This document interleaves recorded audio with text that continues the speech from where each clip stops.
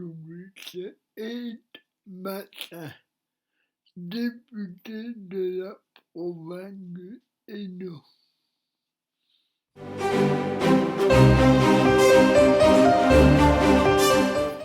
Monsieur Massin, pouvez-vous vous présenter en quelques mots?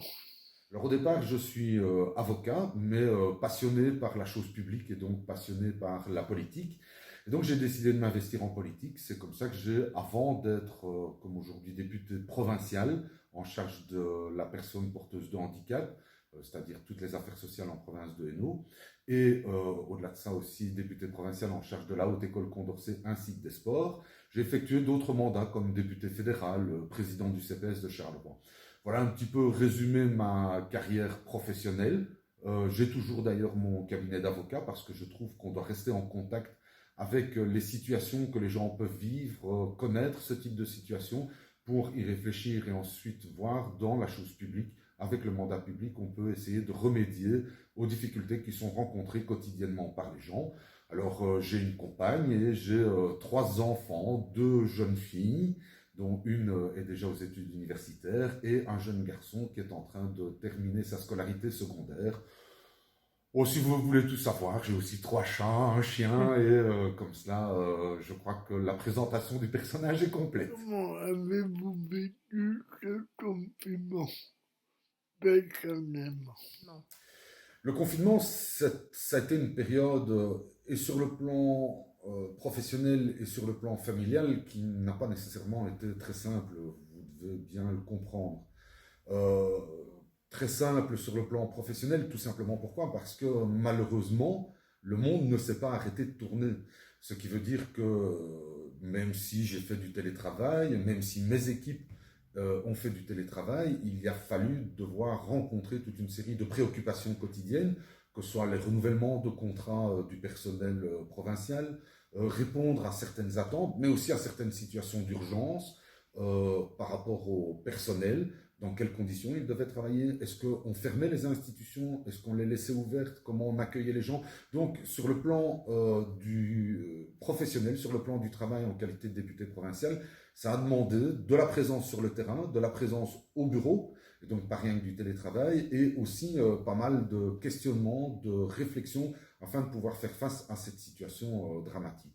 Alors sur le plan personnel, eh bien, ma famille a quand même été satisfaite parce que ça veut dire que par la force des choses, toute une série de réunions n'ont pas pu se tenir, des rencontres n'ont pas pu se faire. Alors évidemment, dans le cadre d'une vie sociale pleine et entière et quelquefois qui est fort énergivore et demande beaucoup de temps en tant que député provincial, ça peut apporter des manques. Mais bon, tout ça a été compensé par le fait tout simplement que je suis resté un petit peu plus souvent le soir à la maison et non plus à devoir rencontrer des gens. Comment avez-vous géré le confinement au niveau des institutions de personnes en situation de handicap? Alors, il a fallu prendre des mesures rapidement dans les institutions accueillant des personnes porteuses de handicap à la province de Hainaut. Et on sait que c'est un secteur très très important au sein de la province de Hainaut. Nous sommes un acteur de prise en charge reconnu avec énormément de bénéficiaires. Et la décision, elle a été relativement rapide, ce qui nous a permis de vite faire face aussi à tout problème auquel on pouvait être confronté. C'est-à-dire qu'on a fait ce qu'on appelle un confinement dur.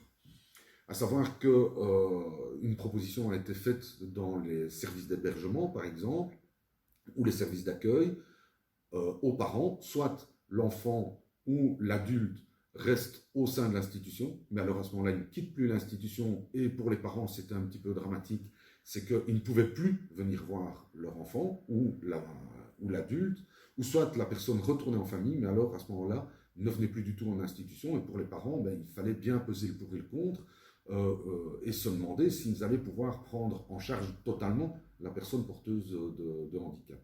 Donc on a pris cette mesure radicale, rapide, avec évidemment la mise en place de tous les services supports, c'est-à-dire les services de nettoyage, les services d'achat pour acheter des masques, les laboratoires de la province pour produire du gel hydroalcoolique, puisqu'on n'en trouvait plus en pharmacie, on a décidé de le produire nous-mêmes. Les raccords avec les personnels infirmiers, les personnels médicaux, c'est-à-dire les médecins. Et donc, on a peut-être pris cette mesure radicale, mais ça nous a permis, première chose, d'avoir ce qu'on appelle des bulles, et ces bulles qui n'ont pas de contact entre elles, et qui ont fait que, contrairement aux maisons de repos, on a eu beaucoup de chance au sein de la province de Hainaut, mais c'est peut-être parce qu'on a pris des décisions radicales rapides, c'est de connaître peu de cas de personnes infectées par le Covid-19, même si nous en avons eu, et de connaître peu de décès. À savoir que dans une seule institution, il y a eu un gros foyer de présence de Covid-19, c'est au Roseau Vert à Marchipont, et malheureusement, nous avons dû déplorer 2 décès parmi les bénéficiaires de ces institutions. Comment les entreprises de travail adaptées de la province de Hainaut ont pu continuer leur activité pendant ce confinement? Donc, les entreprises de travail adapté en province de Hainaut, qui sont au nombre de 5, ont agi de manière très importante dans le cadre de la pandémie, et on ne le sait pas nécessairement parce que, ben voilà, c'est peut-être un petit peu trop de modestie, mais on ne fait pas cocorico systématiquement et on ne prévient pas la presse de tout ce qu'on fait. Mais vous devez savoir que, pour prendre un exemple concret, le Moulin de la Hunelle, qui est une entreprise de travail adapté qui est située à Chièvre, a fait à la demande de l'hôpital Marie Curie ici à Charleroi, hôpital universitaire, a fait ce qu'on appelle les survêtements, c'est-à-dire donc les protections qui sont mises au-dessus des vêtements pour les médecins et les infirmiers. On a fait plusieurs milliers. De la même manière, l'entreprise de travail adapté Metal Group ici à Charleroi a fait ce qu'on appelle des visières en plexiglas et qui ont aussi été utilisées dans les services médicaux. Je crois que c'était important, cette capacité de mobilisation, cette capacité de réponse et cette action qui a été faite dans le cadre de la lutte contre la pandémie par les services des entreprises de travail adapté. Alors aujourd'hui, ben, ça se fait encore et ça s'est encore fait, puisque Metal Group fait ce qu'on appelle des protections en plexiglas, soit pour les petits producteurs aiguillés, et on doit remercier l'intervention de Fabienne de Villers à ce sujet-là, ou soit tout simplement pour les restaurants qui ouvrent dans le cadre du déconfinement, ou certains autres services qui en ont besoin, tout simplement parce qu'ils sont en contact avec la population. C'est là où les leçons que nous pouvons retirer de ce confinement et de cette pandémie. Une des premières leçons, c'est peut-être de se rappeler, et je crois que c'est très important, qu'on n'a qu'une seule planète. Il est temps qu'on prenne en considération tout ce qui peut advenir de l'exploitation de cette planète. Alors on doit vivre avec, mais je crois qu'on doit bien se rendre compte qu'on arrive peut-être au bout d'un certain modèle et que de faire uniquement fabriquer des masques en Chine n'est peut-être pas une solution.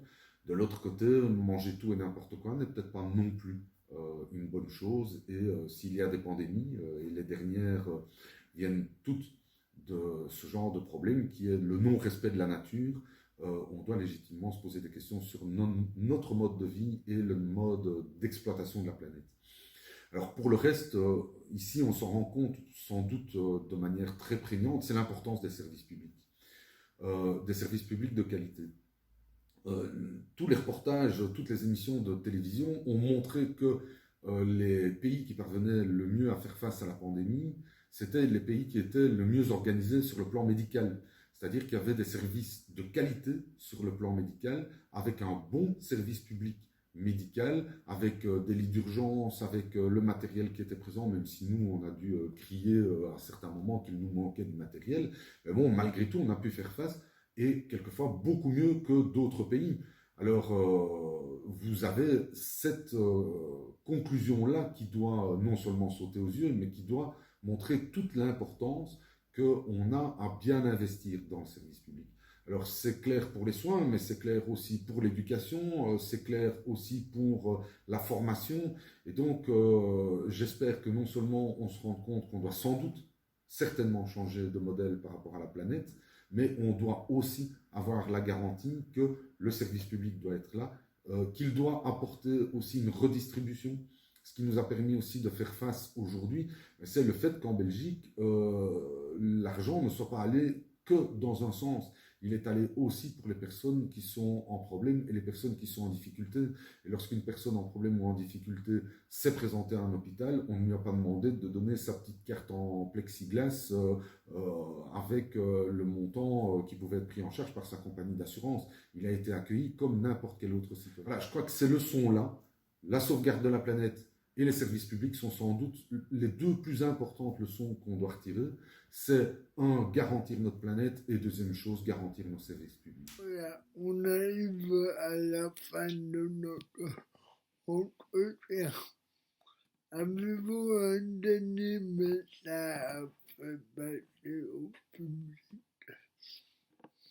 Alors, le message, il va être relativement simple, c'est merci. Merci à tous les fonctionnaires de la province de Hainaut qui ont agi pour prendre en compte la pandémie, pour protéger les bénéficiaires, pour rendre service aux citoyens.